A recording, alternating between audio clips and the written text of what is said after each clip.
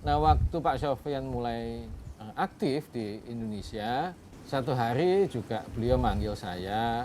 Saya bilang, apa Pak? Kereta api Pak. Oh iya Pak, saya carikan orang Pak ya. Enggak, Anda sendiri. Bukan hanya kaget, jantungnya hampir berhenti.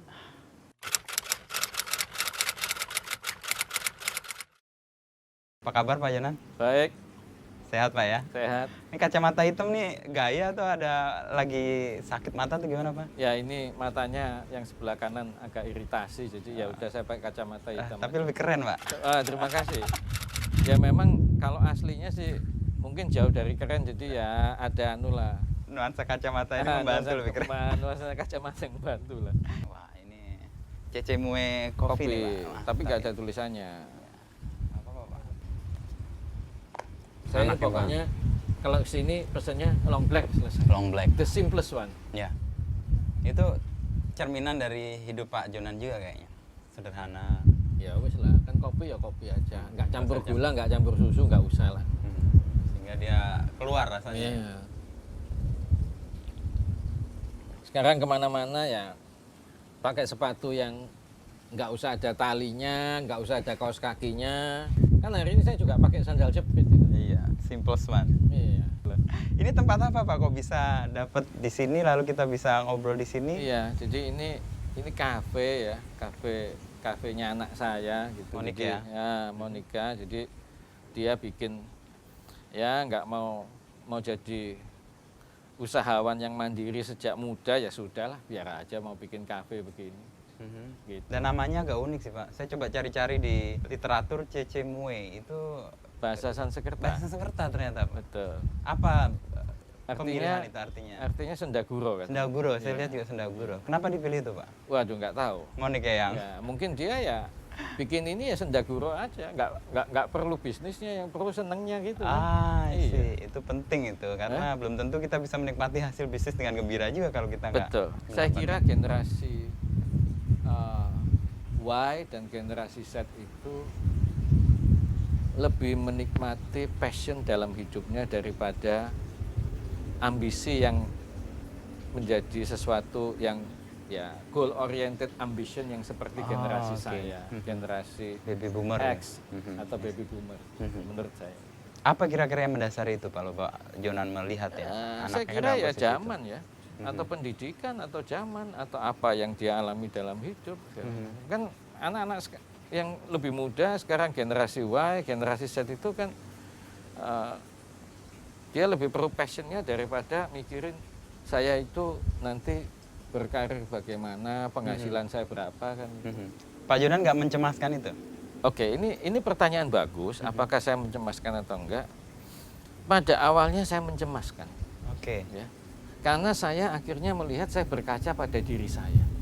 Setelah saya lihat zaman berubah dan memang generasinya beda, akhirnya saya nggak mencemaskan lagi. Karena saya pikir setiap orang punya cara hidup sendiri selama itu tidak melanggar etika dan tidak melanggar hukum, mestinya boleh aja.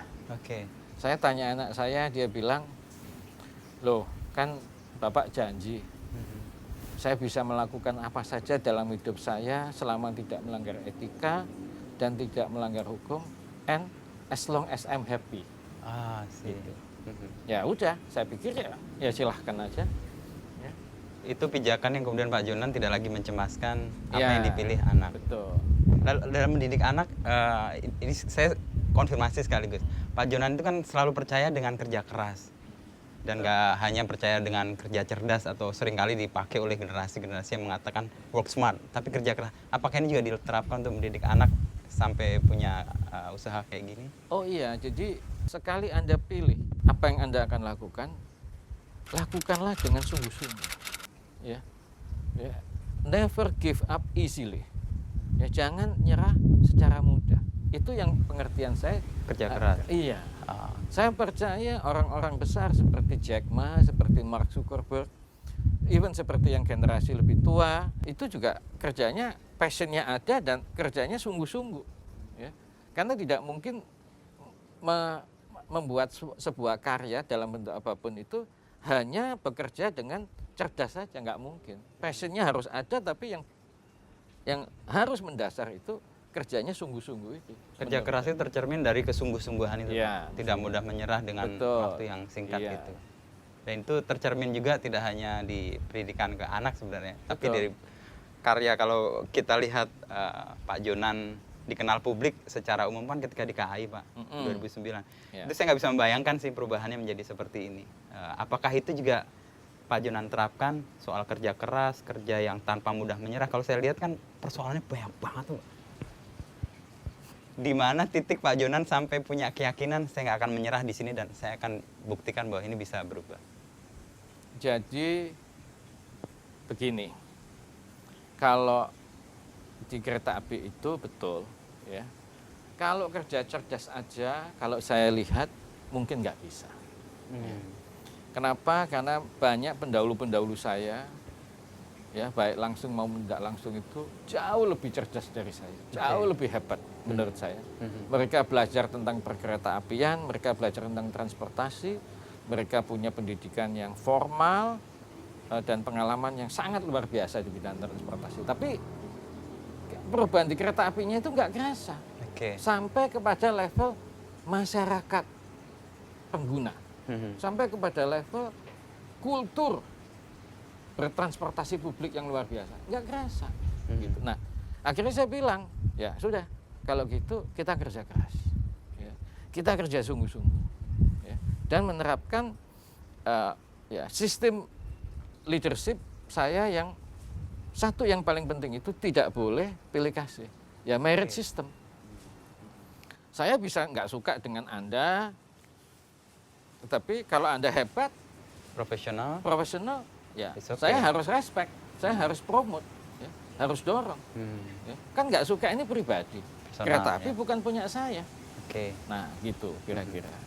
Jadi kegigihan itu ditemukan, kan masalahnya banyak nih, Pak. Betul. Sampai pada titik mana kemudian Pak Jonan yakin kegigihan ini akan bisa mengatasi begitu banyak persoalan? Oh, gini. Kalau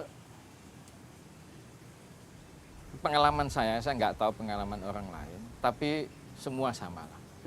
Tidak ada kegigihan yang dimulai dari sejak mulai bertugas atau memulai sesuatu kegiatan itu yang yakin bahwa hasilnya akan yang seperti kita impikan. Nggak ada yang berani ngomong. Nggak ada, saya yakin. Ya, siapapun, kalau itu namanya manusia, saya nggak yakin. Yang ada itu bukan mimpi. Yang ada itu kita melakukan itu step by step. Nah, gitu ya. Step by step, as simple as possible, as easy as possible. Karena ini kita memimpin orang banyak, puluhan ribu, dan melayani jutaan orang. Pelanggan kereta api hari ini kira-kira sebelum COVID ya, itu mungkin 400 juta setahun. Ya. Nah, kita didiknya pelan-pelan. Apa misalnya? Kita mulai dari bersihkan toilet di stasiun. Kok Anda itu di rute kereta api tapi targetnya itu ngurusin toilet? Loh, saya bilang, loh kalau ngurusin toilet di stasiun aja nggak bisa, yang lain saya yakin nggak ada yang nggak bisa. Oh, ini this is the simplest one. Ini peradaban. Ya, ini peradaban. Jadi pijakan itu Pak ya, Nah, ukuran juga ya. Betul. Nah, akhirnya saya bilang sama teman-teman, kepala stasiun, atasnya lagi kepala daerah yang punya ruangan kerja pribadi, punya toilet di dalam ruang kerjanya, pimpinan, level pimpinan di kantor pusat kereta api termasuk saya bilang gini, 3 bulan. Kalau semua toilet di stasiun nggak bisa beres, saya tutup semua. Wow. Toilet di ruang kerja Anda semua, termasuk ruang kerja saya. Kita pakai toilet umum. Nggak mau tahu saya. Beres. Itu yang Bapak sebut tadi step by step, mana yang akan dihadapi lalu diselesaikan. Iya. Nah, saya bilang gini loh, caranya itu. Kita itu ngerjakan, betulkan hal kecil seminggu satu aja. Ya. Kalau terus-menerus gigih dan tidak mudah menyerah. Betul. Nah, itu. We improve one small thing every week. Wow. Nah, saya bilang setahun 54. Persis. 5 tahun. Kalau saya bilang waktu itu, saya punya 5 tahun, paling kurang ada 200 Perubahan. improvement. Masa kereta api nggak berubah? Orang tanya, Pak ini long term plan-nya gimana? Sudah gini, long term plan, bikin RKAP, segala macam. Kita cerita ya, di rapat itu cerita, wah ini kita ke depan perbaikan. Saya bilang, ini hanya untuk memenuhi syarat administratif. If you Pelaksanaannya nggak begitu. Loh, kalau you nggak bisa betulkan hal kecil satu persatu, ini nggak akan tercapai. Ini cuma untuk bikin tesis aja. Buat apa? Satu-satu. Loh, akhirnya bisa. Ya, improve satu. Pak Dahlan masuk sebagai Menteri BUMN 2011 pertengahan. Saya dipanggil, saya tanya, kenapa KRL nggak dibetulkan? Nggak dibetulkan? Oh iya Pak, saya betulkan yang paling mudah dulu, kereta api jarak jauh.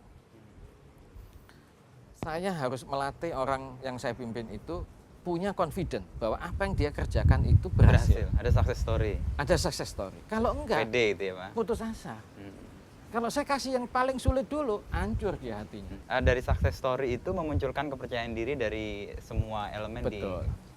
Pemimpin itu yang harus dibangun adalah membuat level of confidence. Organisasi yang dipimpin, orang-orang yang dipimpin itu punya level of confidence sekurangnya menyerupai yang pemimpin itu punya level of confidence yang cukup. Ya, jadi kalau saya punya level of confidence segini, ya harapan saya anak buah saya separuh lah. Loh kalau dia nggak punya level of confidence sama sekali, masa saya bisa ngerjain dua tangan saya itu seluruhnya 750 stasiun, 8.000 lebih kilometer jalan rel dan sebagainya, ribuan toilet, ya, belasan ribu toilet dan sebagainya, ya, belum sistem operasi dan sebagainya, belum komersialnya, nggak diusahakan kita tidak rugi dan sebagainya, penghasilan pegawai harus dinaik, ya improve one by one. Sampai kadang-kadang seringkali waktu itu satu hari, minggu ini targetnya apa? Kita menghemat kertas. Oke. Nah, fotokopi bolak-balik. Itu Pakai diterapkan kertas bekas semua. semua. Jalan. Proses procurement pengadaan. Kita beli apa yang kita butuh, bukan kita beli apa yang kita ingin. Nah, satu-satu dibetulin. Ya mesti sabar. Nah, kesabaran itu yang membutuhkan kegigihan, Pak ya. Persis, makanya saya bilang, pengertian kerja keras itu bukan kerja 16 jam sehari, ya syukur kalau bisa. Tapi yang penting itu passionnya ada, sabarnya ada, kesungguhannya ada. Dan itu terlihat di anak Tidak, buah. tidak mudah menyerah. Kalau ini tidak dirubah kulturnya, saya sudah pergi dari kereta api, ini tahun ke-7. Bubar kereta api, ya kan? Ya orang bilang kan, Bapak selesai kereta api, Menteri Perhubungan nggak ada yang berani masih. Loh, setelah itu saya diberhentikan. Terus ditugaskan lagi sebagai Menteri SDM. Sekarang udah pensiun, tetap jalan kan kereta api. Jadi level confidence-nya tadi dibangun dari kereta jarak jauh yang memunculkan yang lebih mudah. Kepercayaan, Kan? ya. Habis itu hal-hal yang sulit. Iya. Ini hal yang sulit lain, Pak, ini. Ya, Pak Jonan kan di kereta api legasinya sampai sekarang orang dirasakan. Waktu di Menteri Perhubungan, kenapa bis itu nggak bisa terjadi, Pak ya?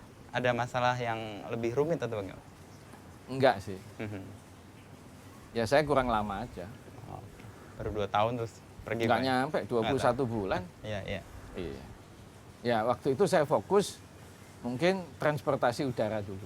Ya, Ya transportasi kan? udara. Kan waktu saya terus akhirnya percaloan tiket di bandara, semua bandara hilang. Oke. Ya. Saya fokus itu dulu. Satu-satu dong. Persis kayak yang tadi kereta, Pak ya. Betul. Mana yang menjadi fokus, diselesaikan, Iya, jadi success satu-satu. story berikut. Ya. Kan kalau ngomong pidato, saya belajar di Citibank begini. Atasan saya di Citibank dulu selalu ngomong, talk is cheap. Jadi artinya itu ngomong itu gampang. Ya. Coba yuk jalani. Kita kepengen lihat. Nah, gitu. Nah, Pak Jonan mengambil sisi jalanin, baru orang melihat tanpa Iya. harus mengatakan. Betul. Jadi kalau waktunya mungkin lebih rentangnya lama, mungkin bis juga selesai nih, Pak. Ya mestinya begitu. Karena waktu itu target saya udara, laut, terus Baru darat. Ah, Karena kereta apinya udah selesai. udah mewakili daratnya lebih Iya, besar. Oke. gitu. Loh, karena darat ini paling susah, Pak. Karena populasinya besar. Ya. Ya. Besar, fragmented, dan sangat-sangat parokial. Beda kawasan, beda Oh, beda. wilayah. Ya. Stasiun di Cicahem dengan stasiun di Pulau Gadung beda kulturnya. Terus stasiun di Wonokromo, Surabaya beda lagi. Stasiun di Palembang beda lagi. Ya ini mesti dibenahi. Atau terminal lah, terminal bis lah, Ya, beda. Kultur yang hadir di situ Iya. berbeda. Artinya Pak Jonan melihat bis itu permasalahannya lebih berat, makanya ada Yang hal yang harus terakhir. diselesaikan ditaruh di Ya, terakhir. Setelah success story banyak Betul. terwujud dan level confidence-nya Iya. tinggi. Soal keteladanan, Pak Jonan kan sering menyebut tadi talk is cheap, dan memang kalau lo bisa ngomong begitu, lo tunjukin deh. Gitu. Saya ingin bertanya, kalau Pak Jonan sendiri punya tokoh yang jadi panutan nggak, teladan? Inspiring ya. Ya, inspiring lah. Ya. Inspiring figures itu yang saya lihat pertama itu Napoleon Bonaparte. Ya, ini kan orang hebat sekali. Ya, ya. Apapun lah. Ada jejak sejarahnya. Ya, jejak sejarahnya. Tercatat, ya. Ya. Terus saya lihat lagi itu Gandhi. Gandhi, Pak. Ya. Ya. Mahatma Gandhi. Iya, ya, maksudnya. Mahatma Gandhi. Lalu saya lihat lagi itu adalah Nelson Mandela. Nelson Mandela. Ya. Nelson Mandela itu memberikan inspirasi saya itu bagaimana mengatur rekonsiliasi. Sih. Ya. Forget about the past and we move forward. If you don't forget of the past, you With the cannot burden, move forward yeah. easily. Ya. Kan kayak mobil, kaca spion itu kecil, Ya. kaca depannya lebar. Lah kalau you balik, nggak jalan mobil ini. Oke. Gitu. Nah itu saya terapkan dalam pekerjaan saya. Loh kalau mau, wah ini diurus gini, ini salahnya, wah nggak selesai-selesai. Nggak maju-maju. Nggak maju-maju. Ya. Jadi purpose-nya sendiri itu akhirnya ego. Bukan apa yang mau dicapai. Iya, bersama. bukan apa yang mau dicapai. Terus setelah itu yang terakhir mungkin Ibu Teresa dari Calcutta. Teresa, ya saya tahu. Wah, kan beliau bilang, kalau nggak bisa ngasih makan banyak orang dalam hidup Anda, kasih makan sekurangnya 1 orang aja.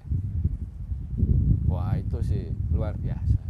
Itu persis yang dilakukan Pak Jonan akhir-akhir ini karena pandemi ya. Membagi. Ya, kan pandemi saya sharing. Pak Jonan sadar nggak itu memberi inspirasi banyak orang?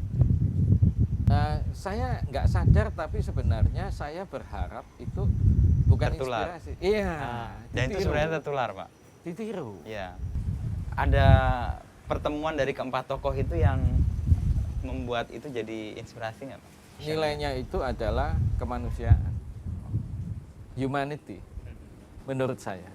Yang Nelson Mandela saya tertarik, Pak, dengan pernyataan bahwa oke, kita punya masalah di masa lalu, kita punya persoalan yang belum selesai, tapi kita nggak harus berhenti di situ terus, kita harus melihat ke depan. Itu persis yang kalau saya tadi melihat Pak Jonan melihat persoalan-persoalan itu kan juga nggak melihat ke belakang. Persoalan hari ini kita selesaikan, untuk apa? Ke depan kita tata lebih lanjut. Kalau dalam spiritualitas itu kayak carpe diem gitu ya, Pak. Betul. Seize the day, Betul. menikmati apa yang sekarang hari ini kita ada dan kita rasakan. Iya, Itu juga betul. Pak menjadi dasar. Ya karena besok belum tentu kita hidup kan. Persis. Ya? Masa orang tahu? Iya, Pak. Itu yang nggak mungkin diketahui siapapun. Nggak ada, Pak.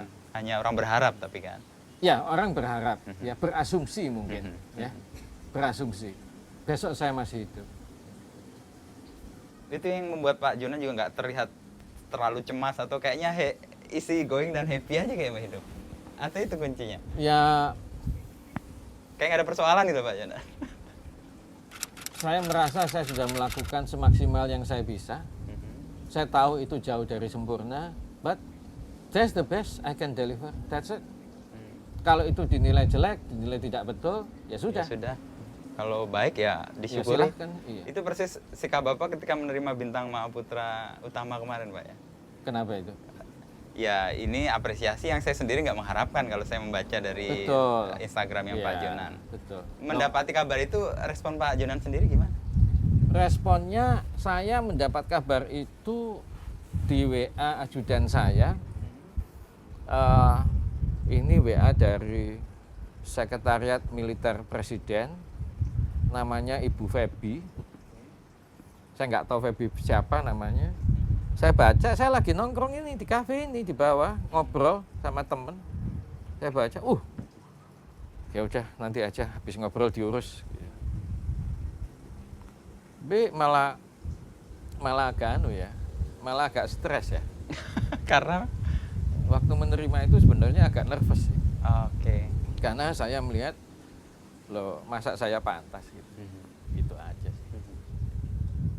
Dan posisi itu yang membuat ya, artinya tadi Pak Jonan apa yang sudah saya lakukan diapresiasi ya silahkan, tapi saya sendiri tidak mengklaim itu sebagai Iya, capaian. ya ini saya kira ya kepercayaan besar dari negara, ya apresiasi juga dari Bapak Presiden gitu ya. Ya saya terima kasih sekali. Gitu, ya. Gitu, Dalam Pak. posisi negara nih Pak Jonan kan jadi menteri, waktu dikenal publik memang ketika di kereta api, di Bahana sebenarnya, tapi publik waktu itu belum banyak Kereta api mengenal lah. kereta api Pak Sampai Sofyan sekarang. Jalil. Ya sampai sekarang di mana-mana orang Nah, iya. naik kereta api gitu ya. Dan perombakan itu Pak Jonan lakukan tanpa ada, kalau bahasanya itu gaduh gitu, nggak kedumbrengan kemana-mana. Karena kita melihat ada tokoh-tokoh yang melakukan perubahan tapi terus ribut segala macam. Nggak tertarik ke politik Pak, karena politik kayaknya senang dengan orang-orang kayak gitu Pak. Bikin perubahan tapi nggak bikin suasana kacau balau atau heboh. Saya selalu percaya bahwa kalau mau kerja itu ya kerja aja. Nanti hasilnya itu yang akan menjadi heboh sendiri. Oke. Ya, saya kerjanya nggak perlu heboh saya kira.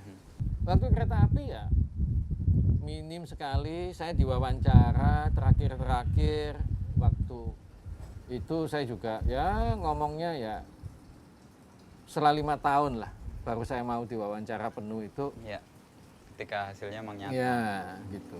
Tapi nggak ada keinginan Pak, karena perubahan dilakukan dengan sangat baik, tanpa kegaduhan dan hasilnya nyata. Dan orang-orang politik tuh suka tuh dengan orang-orang kayak gitu. Saya nggak tahu Pak, Nggak tahu ya. nggak tahu, nggak tahu. Kan saya ditugaskan di kabinet juga berangkat dari, menurut saya itu berangkat dari profesionalitas saya. Karena di KAI itu Pak ya. Ya karena ya sudah. Dan kepercayaan itu diterima dan Betul. ditunjukkan. Tapi relasi dengan Pak Sofyan itu sebenarnya relasi apa sih Pak? Pak Sofyan. Sofyan Jalil. Oke. Karena awal-awal kan nggak ada orang yang melihat tuh. Tiba-tiba kok didudukan nih Pak Jonan di sini. Pasti kan dia punya sense atau punya hubungan yang lebih oke. Pak Sofyan adalah orang yang bersekolah di sekolah yang sama dengan saya waktu di Amerika. Walaupun generasinya beda. Beliau Kampusnya sama? Kampusnya sama. Beliau lebih tua 10 tahun dari saya umurnya. Nah, waktu Pak Sofyan mulai aktif di Indonesia, setelah itu beliau diangkat sebagai menteri. Saya selesai di Bahana 2006, saya kembali lagi ke Citibank. Satu hari juga beliau manggil saya, bilang, Pak Yonan ini ada satu pelayanan publik yang besar yang belum sempat dibenahi secara tuntas. Saya bilang, apa Pak? Saya pikir sih apa bank pemerintah kayak saya Citibanker ya kan. Iya, backgroundnya ya. Kereta api Pak. Oh iya Pak. Saya bilang, gini deh, kalau kereta api saya carikan orang Pak ya. Enggak, Anda sendiri. Kaget Pak. Bukan hanya kaget, jantungnya hampir berhenti. Saya bilang saya tidak ngerti transportasi, apalagi kereta api Pak. Logika saya kereta api itu adalah ilmu transportasi yang spesifik. Banker ini kan kerjanya bersih Pak. Truk kereta, ya kan? urusannya dari A. Banker ini kan kerjanya di gedung-gedung ber AC, ya, gitu. Pakai dasi. Kalau nggak mau pakai jas, ya masa mau berantem sama orang di stasiun gitu. Kayak langit dan bumi itu Pak ya. Anulah. Kontras gitu lah ya. Kolamnya itu beda. Oke. Saya bilang, oke Pak, saya jalan. Hampir nyerah saya. Saya sudah ngadep Pak Sofyan. Setelah 3 bulan saya hampir nyerah. Tapi karena tadi kerja keras yang kegigihan itu, membawa keyakinan dan ya. Ketika nyampe ke Pak Sofyan bahwa Pak Jonan mengaku sudah hampir nyerah, Pak Sofyan bilang apa? Pak Sofyan bilang, jalan terus saja Pak Yonan. Nanti kalau gagal saya yang tanggung jawab. Wah, itu hebat. Saya kenal Pak Sofyan dari 2003 sebenarnya. Waktu Pak Sofyan Ya sama. merintis untuk Partai Demokrat dan Pak Yusuf Kalla dulu awal-awal. Betul. Itu dan memang dingin sih orangnya, tetapi hangat. Ya. Orangnya punya kepercayaan pada orang itu begitu tinggi. Ya. Sehingga kita sendiri yang diberi kepercayaan menjadi Gak enak. ya harus mewujudkan apa yang dipercayakan itu ya. Kalau soal teladan, soal kesederhanaan itu didapat dari Ibu Teresa juga?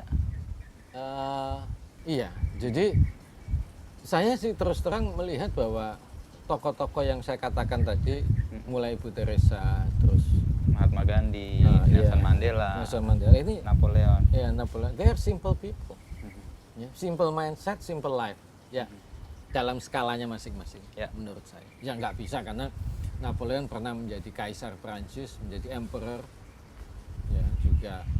Tapi ukuran saya kalau menjadi emperor tetap menjadi panglima perang itu sederhana. Ya. Karena dia maju ke medan pertempuran. Ya. Masa medan pertempuran itu harus jalannya ada karpetnya, kan nggak mungkin. Ya, ya. Nggak mungkin. Ya, harus naik kuda, Ya. harus tinggal di tenda. Artinya pada posisinya yang tepat lah. Iya. dia jalankan. Gitu, ya. Jadi ini saya lihat, buat saya begini Pak. If we are not simple, we will not deliver good result for other people. Menurut saya. Ya. Karena terlalu bingung terhadap dirinya sendiri sudah. Ya. Kurang ini, kurang itu, worrying Malah aja gitu. rumit semuanya. Ya, rumit semua di diri sendiri. Saya kurang apa namanya, kurang dandan, gimana nanti saya kelihatannya sekarang enggak. Gitu. Enggak. Nah ini ya, saya pakai kacamata ya karena tadi mata saya yang sebelah kanan Iritasi, iritasi ya. aja sih. Kalau enggak ya enggak pakai gitu. Nah, orang bilang Pak enggak pakai kelihatan jelek. Ya sudah 57 tahun mau kelihatan bagus mau bagaimana saya bilang. Asal usia nih Pak. Pak Jonan kan sering menyebut bahwa hidup itu dibagi dalam 3 fase ya. Fase 25 pertama itu fase menerima dan menyerap. Ya. Fase 25 kedua itu menerima sekaligus memberi. Dan fase ketiga itu ya memberi yang kita miliki. Lebih banyak. Ya, spiritualitas itu didapat atau ditemukan atau digali atau bagaimana Pak bisa menjadi jalan hidup yang Pak Jonan lakukan? Saya waktu ditugaskan di kereta api itu usia saya, waktu mulai tugas ya, usia saya itu 45 tahun. 45. Lalu 6 bulan waktu setelah saya ditugaskan, ayah saya meninggal. Beliau meninggal usianya 77. Oke. Waktu itu memberikan pelajaran buat saya bahwa oh ternyata hidup itu pendek. Pendek sekali. Jadi momen ketika ayah meninggal Saya itu meninggal menyadarkan itu menyadarkan. Oh begini. Ya udah, saya pikir ayah saya meninggal 77, saya waktu itu 45. 45, 46, udah saya bagi aja deh. Kalau saya dikasih 75 tahun itu sebenarnya apa sih? Ya Maknanya. anggap aja saya 25 tahun pertama itu saya sebagai konsumen dalam hidup. Menerima, menyerap. Menerima ya saya sangat tidak menghasilkan apa-apa lah gitu. 25 tahun pertama mulai lahir sampai sekolah selesai umur 25 itu mau ngapain coba? Ya, itu kan bumi ini, dunia ini, masyarakat, bangsa, keluarga, itu kan yang kasih makan kita. Ya. Ya, mulai bayi sampai selesai universitas gitu. Loh ini you mau nebusnya kayak apa? Ya udah saya bilang 25 tahun kedua itu ya menerima dan memberilah. Take and give. Ya. Ya. I take some, I give some. Ya, tinggal tergantung kebutuhan hidup. Ya. Makanya waktu itu ya udah, oh saya di kereta api 45, ya udahlah saya kejar sampai 50 tahun saya. Ya. I want to give a lot of things. Ya. So much thing I can do untuk kasih kepada orang lain yang membesarkan saya, masyarakatnya. Loh, saya ini besar karena Ungkapan terima kasih sebenarnya itu Pak ya. persis, ya, gitu. Nah, setelah itu makanya saya bilang ya sudah kalau 25 tahun ketiga mulai 51 sampai nanti saya selesai, ya saya asumsi 75 lah ya, kita bagi 3. Kalau di atas 75 itu bonus besar, ya udahlah. Kalau saya bisa give ya saya give, gitu. Semaksimal yang saya bisa. Gitu. Dan bukan masanya lagi mengumpul atau mengambil lagi lebih banyak. That's not the orientation at all. Orang tanya, loh nanti anak-anaknya gimana? Loh, anak sudah di sekolahin, Udah ya mandiri, kan? punya Iya bekal. kan? Sudahlah gitu. Hebat loh Pak Jonan, tidak punya kecemasan yang membuat hidupnya lebih apa ya? Lebih Loh gini, tenang ya. semua keyakinan itu percaya bahwa kain kafan itu nggak pakai kantong. Iya, benar. Iya. Apa ada kain Nggak kafan? perlu memasukkan apa-apa. Iya, gitu. Ya, orang besar Indonesia seperti almarhum Pak Yaakob Utama Ya. ya, yang membangun kerajaan media yang luar biasa dari berbagai sudut pun, ya, siapa yang nggak kenal Kompas, Gramedia, siapa yang nggak kenal. Saya kecil dulu ke toko buku paling cuma 2, kalau nggak Gunung Agung, Gramedia. Gramedia. Dari saya mulai bisa baca, ayah saya di rumah langganannya Kompas. Toh Pak Yakub waktu dimakamkan juga nggak dikasih kain kafan ada kantongnya kan? Iya kan? Betul nggak? Ya. Posisi itu yang kemudian merasa ya sudah fase ketiga inilah fase memberi sebanyak-banyaknya karena selama ini sudah mendapat dari alam, dari orang lain dan sebagainya. Dari masyarakat. Dari masyarakat. Lo kan nggak penting kita ini punya berapa atau punya apa. Lo yang penting itu kita bisa ngasih orang lain itu berkontribusi itu apa? Manfaat Pak ya. Manfaat paling banyak. Lo sebenarnya sih menurut saya sih bukan beri manfaat, bayar balik. Oke, karena kita sudah menerima. Lo iya. Lo emang yang membesarkan kita ini siapa? Kalau nggak masyarakat, kalau nggak bangsa, kalau nggak keluarga, lo terus kita itu ngasih apa coba? Ya? Itu pikiran saya. Saya merinding Pak dengarnya. Saya jadi kayak merasa diingatkan juga bahwa ini fase di mana kita tidak melulu mengumpulkan, tetapi juga dari yang kita dapat dari itu kita bagikan. Ada buku bagus, tapi ini ya saya harap ini tidak diterjemahkan sebagai buku agama, karena ini buku lucu. Ya, menurut saya itu is a light philosophical book yang diterjemahkan oleh Gramedia. Ya, mungkin sekarang saya nggak tahu sudah dicetak berkali-kali berbagai bahasa. Judulnya Doa Sang Katak. Ah sih, Anthony de Mello. Betul. Saya tahu Pak. Ya, ya. Iya. Saya sangat terinspirasi cerita-cerita Doa Sang Katak. Iya, saya baca itu waktu saya masih umur 20-an. Saya merinding itu Pak. Ternyata kita punya Iya. buku yang sama yang dibaca Betul. Pak. Saya juga membaca itu. Umur 20-an saya sudah mulai baca itu. Dan setiap kali selesai baca, saya cerita ke teman. Akhirnya buku itu saya kasih ke teman. Saya beli lagi. Oke. Kasih lagi, beli lagi. Akhirnya istri saya bilang, lo ini lama-lama kalau yuk kasih terus, satu hari dia nggak nyetak, yuk nggak punya bukunya. Nah itu yang terjadi pada saya sekarang. Oke. I don't have even one. Tapi kan sudah mendalaminya Iya. Pak. Kan itu ada 2 jilid ya kalau Ya, nggak salah. 2 jilid Pak. Betul kan? Ya, 1 dan 2. 1 dan 2. Nggak punya semua Warnanya sekarang. biru, ada gambar Betul, katak di atas. betul. Apa itu? Lotus ya? Iya. Itu mencerapnya kan spesifik Pak. Saya membacanya juga nggak bisa selesai semua gitu. Satu saya enggak. renungkan, saya ini gimana sih ceritanya sampai kemudian ketemu dengan connect dengan pengalaman saya atau pengalaman orang lain. Nah, Pak Jonan mengalami membaca itu bagaimana? Oh, seminggu 1 cerita cuma. Ya, karena keterbatasan nalar saya mungkin, kecerdasan saya. Gitu. Jadi saya bacanya itu ya seminggu 1, apa ya ini maksudnya. Dalam seminggu itu teringat kisahnya atau ceritanya kan itu Iya. lebih kayak cerita itu Pak. Iya, kayak cerita Kisah-kisah. anak-anak. Iya. Nasrullah sebagai Iya. tokoh, Guru Zen, Iya. terus siapa guru Iya. dari mana gitu. Oke. Hebat ya. Seminggu 1. He was an Indian origin Catholic priest dari Goa kan. Ya, gua Anthony de Mello, Yesuit itu Pak. Jesuit ya. Hebat, hebat. Iya. Nah soal buku lain apa Pak yang mungkin belakangan ini dibaca atau yang dulu dibaca sampai sekarang masih memberi bekal buat Pak Jonan untuk menjalani hidup ya pijakan itu, nilai-nilai yang diterima dari buku itu atau yang baru ya? Saya baca buku banyak sekali. Pasti ya. Jadi mulai filsafat, politik, buku kepemimpinan, buku sejarah dunia, sejarah perang, buku ekonomi, buku perbankan, buku perkeretaapian, buku transportasi, ya. Terus ya belakangan buku lingkungan hidup, climate change, carbon footprint. Ya, kalau nggak dapat ya sekarang lebih gampang, cari di internet, ada ya, e-booknya. knowledge. Jadi ya saya sampai hobi karena nganggur itu bikin hidroponik dan Ya. sebagainya itu kan belajar sendiri Pak.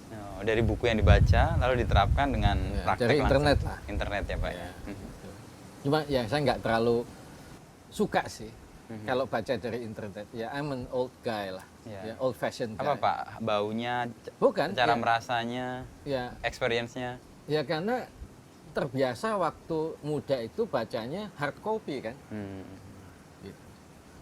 Ya, hard copy, buku gitu, Ya, kertas, ada kertasnya yang bisa disentuh, gitu kan. Itu experience ya, lain ya. Lain. Jadi ya orang bilang kuno ya, ya memang. Saya generasi yang waktu saya lulus sarjana membuat skripsi itu masih pakai mesin Mesin tik. ketik, Ya. manual.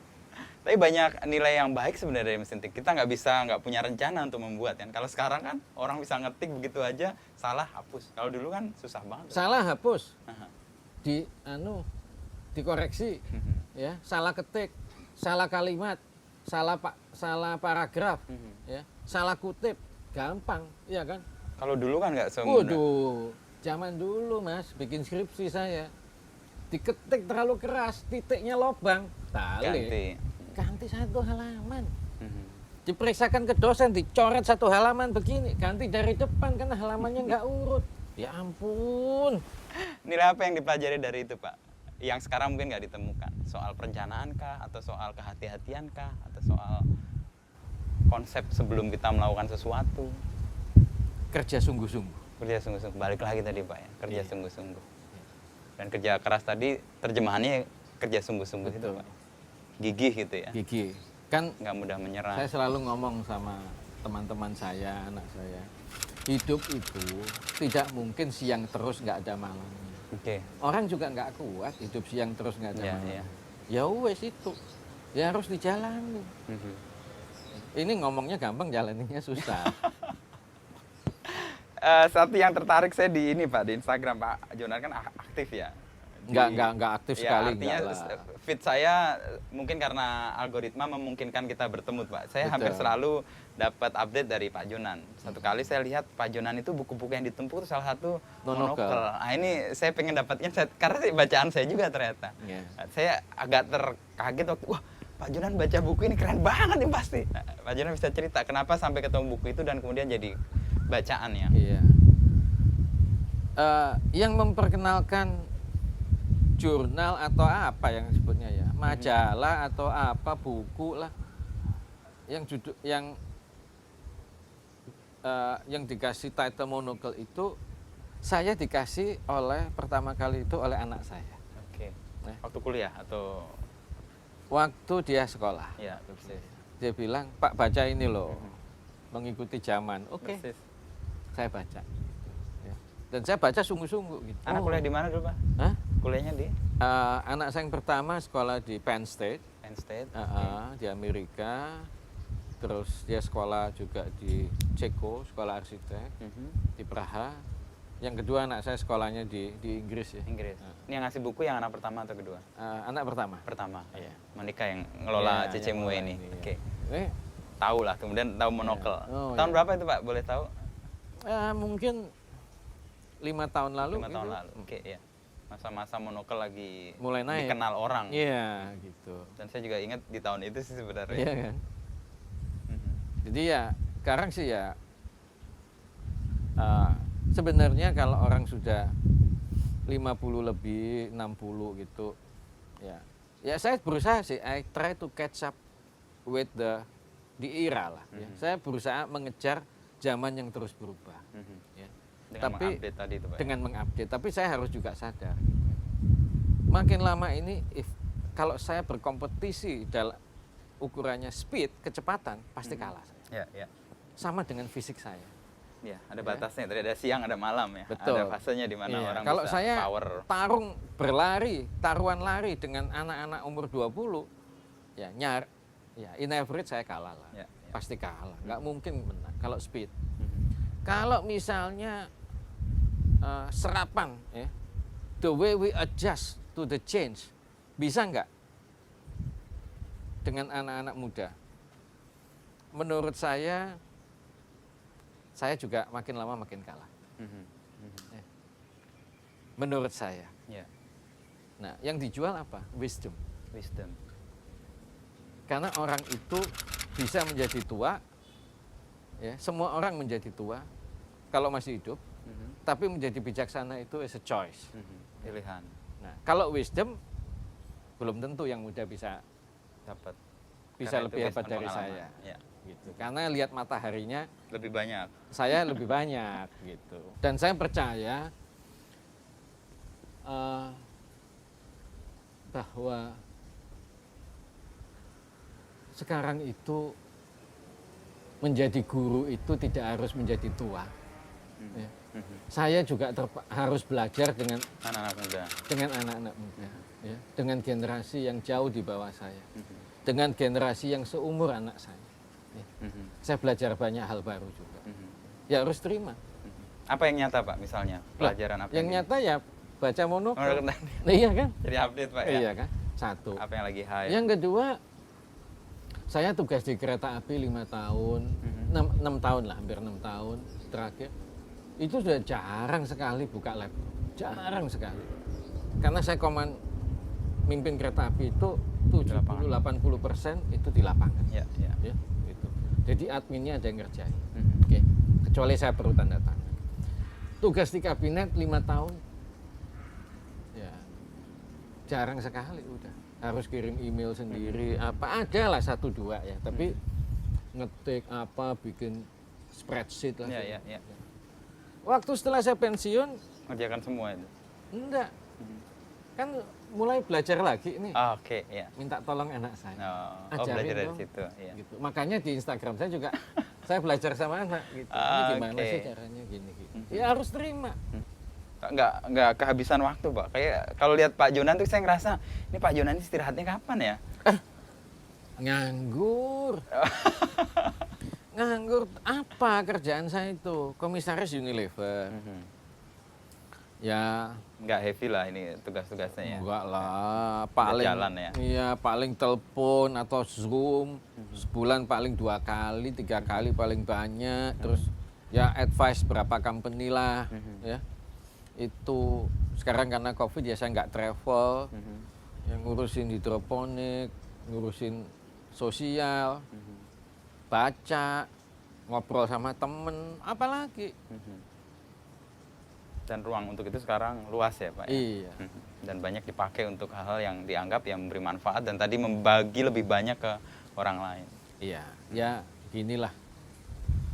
Kan selama masih lo kan gini, tambah tua ini makannya tambah sedikit. Lah terus Iya, mau Pak, ya. buat apa coba?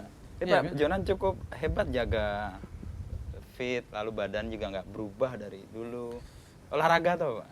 Ya, saya sekarang nggak banyak ya. Mungkin hampir tiap pagi ya. Nggak setiap pagi, enggak. Kalau hujan ya enggak gitu ya. Kalau jalan di treadmill itu kan bosan ya. Iya itu aja ini. Jadi jalanlah di sekitar rumah gitu. Kadang ya sama istri gitu jalan berdua gitu. Pagi 30 menit sampai 1 jam gitu.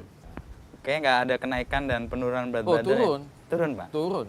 Karena Turun- Covid ini? Turun hampir 10% karena setelah pensiun. Karena justru dulu itu? banyak duduk kan. Sekarang banyak jalan dan Banyak bergerak. jalan. Malah disyukuri dong Pak. Lo sangat syukur, sangat bersyukur. Mhm. Iya. Mhm.